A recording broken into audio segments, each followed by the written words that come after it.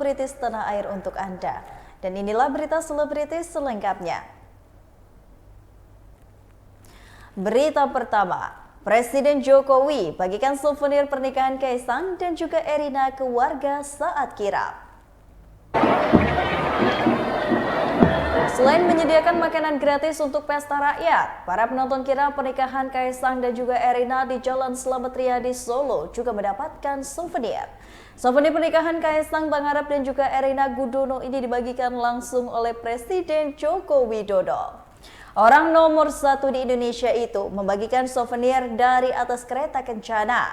Warga pun berebut untuk mendapatkan souvenir pernikahan sang putra bungsu Presiden Jokowi ini.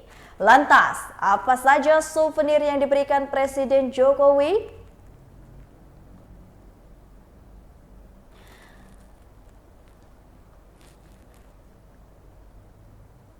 Dompet tersebut terbuat dari kain jenis Prada metalik yang dikeluarkan dari pita kertas bertuliskan pernikahan Kaisang dan juga Erina. Dompet tersebut dibungkus dengan menggunakan muka dan juga plastik bening. Meski nampak sederhana, ia mengaku senang sekali mendapatkan kenang-kenangan dari keluarga Presiden Joko Widodo ini. Isa harus berjuang untuk mendapatkan souvenir tersebut, bahkan rela panas-panasan. Berikut suasananya.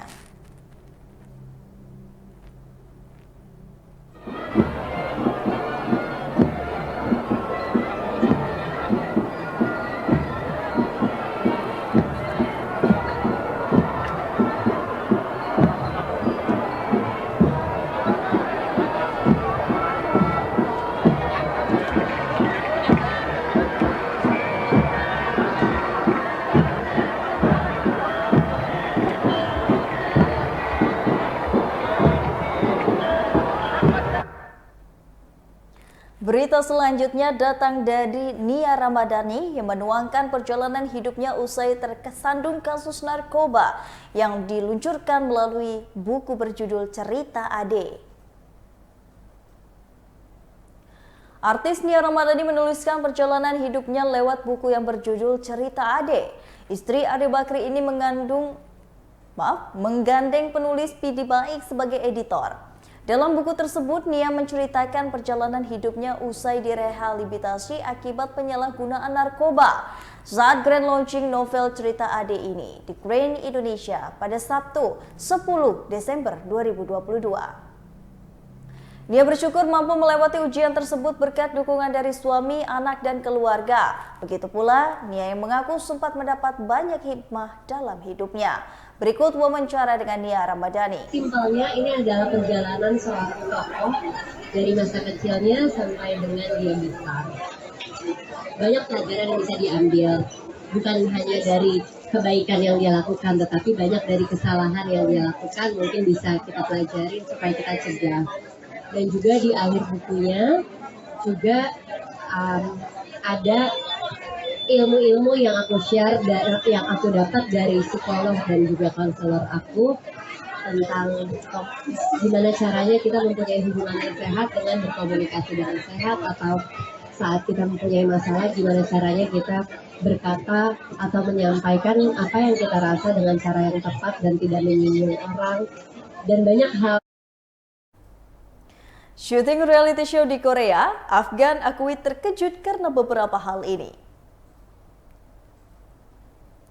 Afgan Shahriza atau yang sekarang lebih diakrab dipanggil Afgan terlihat menghibur para penggemarnya di acara ulang tahun KPR BTN yang ke-46 di Basket Hall Gelora Bung Karno di Jakarta pada Sabtu 10 Desember 2022. Afgan menceritakan bahwa beberapa waktu lalu dirinya baru saja syuting reality show yang ada di Korea. Acara ini sendiri merupakan salah satu program televisi yang ditayangkan di stasiun terkenal di Korea, yaitu KBS. Show yang sudah ditayangkan di 142 negara, Afgan mengaku bahwa dirinya sangat menikmati proses syuting tersebut. Bagi dirinya, menunjukkan sisi lain dari seorang Afgan pada umumnya. Baru pertama kali syuting di acara Korea, Afgan mengaku bahwa dirinya terkejut dengan konsep reality show dari program televisi tersebut. Afgan menceritakan hal ini karena selama syuting, mulai dari tidur hingga bangun tidur, kamera tidak pernah ada yang berhenti merekam dirinya. Bahkan dia bisa melihat begitu banyak kamera yang dipasang di berbagai sudut untuk merekam setiap kegiatannya. Berikut wawancara dengan Afgan Syahreza. Syuting reality show di Korea, di KBS, ya. Tayangnya di 142 negara. Terus sih kayak aku menunjukin sisi lain aku, karena di situ kan benar-benar reality show ya yang ngikutin kita 24 jam.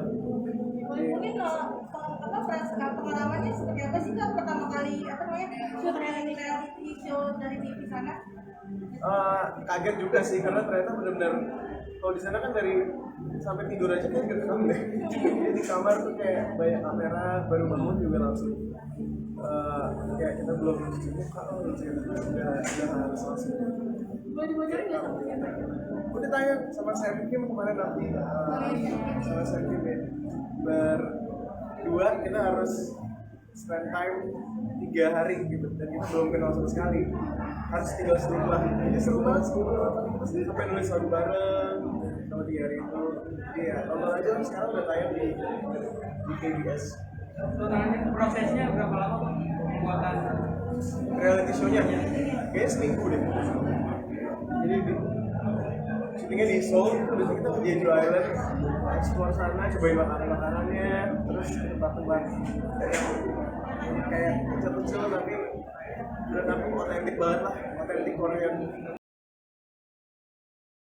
Laporkan Fitri Salhuteru, sahabat Nikita Mirzani ke polisi. Indra Tarigan serahkan barang bukti baru hingga lakukan visum.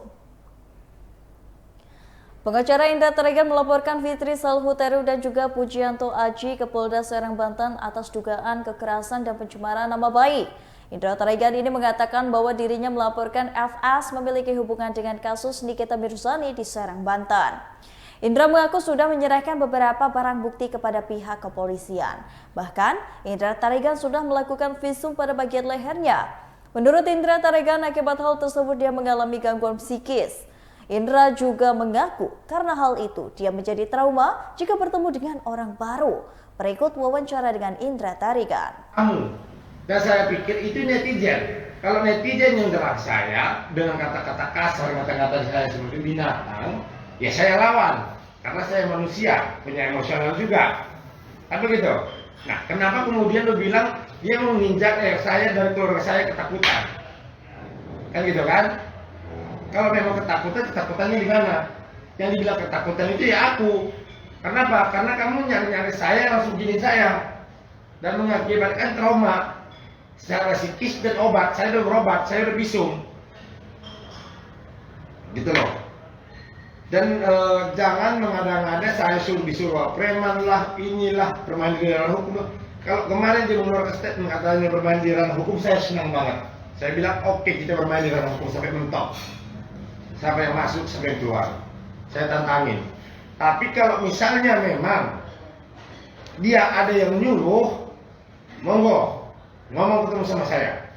Kita tabayun, kita duduk bareng.